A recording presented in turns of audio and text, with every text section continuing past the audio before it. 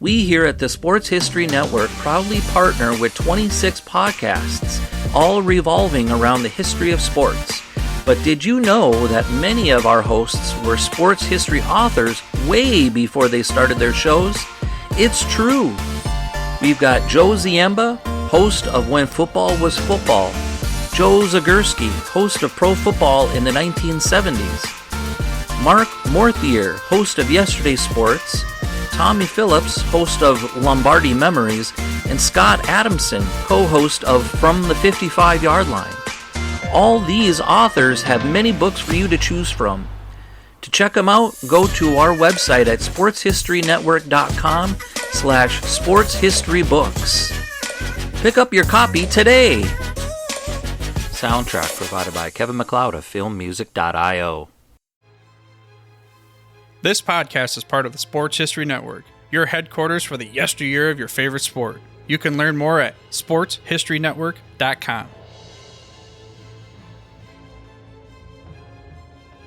Hi folks, welcome to another episode of Pro Football in the 1970s. I'm your host, Joe Zagorski. Today's topic is, how did Miami win Super Bowl VII? By first losing Super Bowl VI. Now, a former running back for the 1972 undefeated Miami Dolphins spoke to me recently about his team's efforts to win Super Bowl VII back at the conclusion of the 1972 NFL season. As it turned out, it took losing the biggest game of the year to enable them to win the biggest game of the year. Miami's 24-3 loss to the Dallas Cowboys in Super Bowl VI was both humbling and embarrassing, at least for the players on the Dolphins roster. But it was also beneficial, although at the time it certainly did not appear to be so. The team's debilitating defeat at the hands of the Cowboys also presented one of the Miami players with a bitter sense of anger. Mercury Morris spent most of Super Bowl VI sitting on the bench. His only real action in that game came when he returned several Dallas kickoffs. After the game, Morris expressed his harsh disappointment in his lack of action to the reporters crowding into the team's post-game locker room at Old Tulane Stadium in New Orleans. Now here's his quote. "This game, Super Bowl VI, was the game that allowed me to have the opportunity to play," said Morris. "But not because of what went on during the game. It was because of what happened after the game. I can remember everybody else getting dressed, and I'm just sitting there pissed off because I didn't play.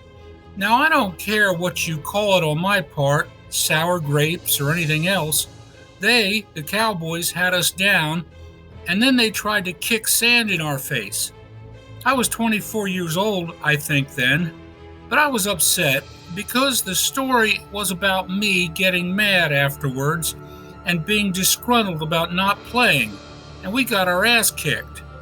He continues, "And so one of the coaches went and told Don Shula that I was talking to the press. They told him that Morris is upset that he expected to play more than he did. As far as he was concerned, he didn't play at all because the only time that they put him on the field was when the Cowboys kicked off. And I said that I expected to play because he, Shula, said that we were going to try to get outside of them, the Dallas defense. I said that publicly. Well, we tried and it didn't work. So he, Shula, didn't give me the opportunity to play, and then I made this. Well, it wasn't a fatal mistake. Actually, what happened was one of the coaches told him that I was talking to the press. Now keep in mind, here's a guy, meaning Don Shula, who hadn't won a big game yet. Now, but Morris, to his credit, was able to see the whole picture. He was actually wise beyond his years because he instinctively somehow knew that what it was going to take to get the team to obtain the Vince Lombardi trophy. He continues his quote here.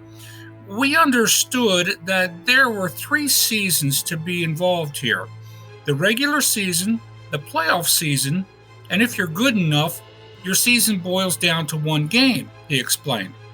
"And that's the one game that you've got to win. And we already knew what it was like the year before when we played that one game, Super Bowl VI, and got our asses kicked.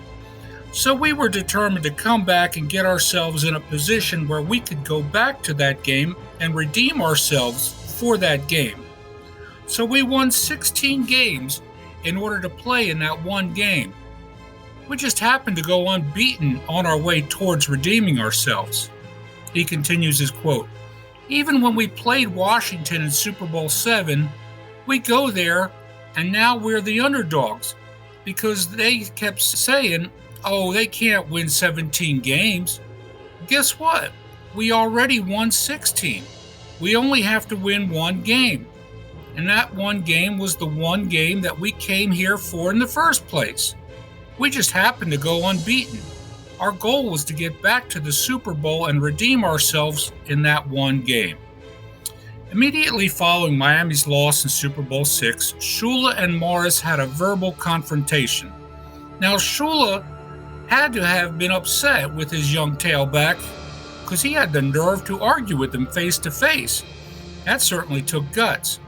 But Morris intensely felt that if Coach Shula made him the starting tailback over Jim Kick, the Dolphins and Shula would not have had to experience another loss in a Super Bowl like the one that they just endured in Super Bowl VI. And that is exactly what happened. After some soul searching, Shula sucked up his pride and made the change in his offensive backfield. He realized that he did not want a player on his roster that would just sit back on the bench and be content to sit on the bench. Shula wanted someone who wanted to step forward, and that's exactly what Morris did. Shula wanted a guy who wanted to prove himself on the field, and that guy was Mercury Morris. In the end, Miami defeated the Washington Redskins in Super Bowl VII, 14-7. Their historic victory in that game made them the only perfect team with an unblemished record in NFL annals. It was achieved in no small measure to the disappointment that they felt from Super Bowl VI the year before.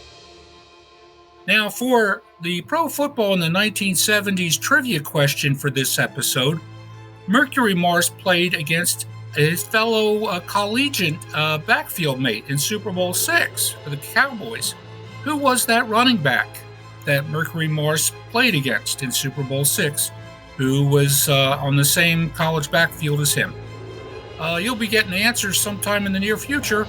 Thanks again for listening in to Pro Football in the 1970s. I'm your host, Joe Zagorski. Catch you on the flip side. This podcast is part of the Sports History Network, your headquarters for the yesteryear of your favorite sport. You can learn more at sportshistorynetwork.com.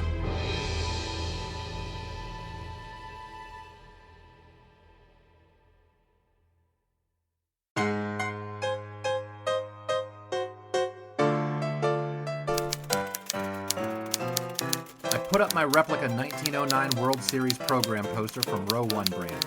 And that's all it took for Marla to do a complete redesign of the Guardian offices, doing up the walls with tremendous prints from baseball, football, basketball, hockey, and more sports events. And every one of them can't help but trigger memories of sports yesteryear.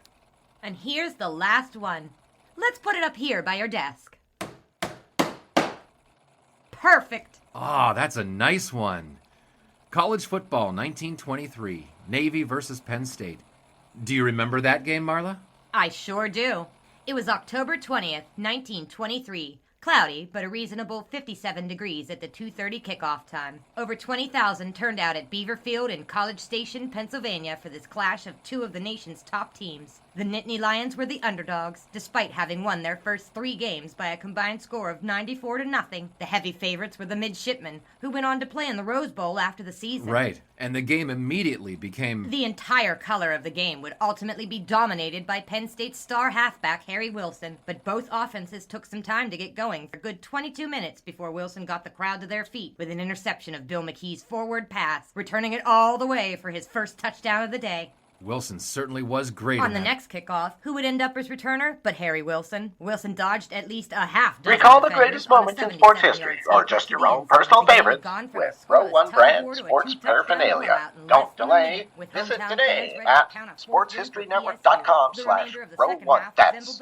ROW number 1 today for access to the full Row 1 catalog of gallery prints and gifts like t-shirts, long sleeve shirts, telephone cases, coffee mugs, blankets, pillows, towels, and even shower curtains.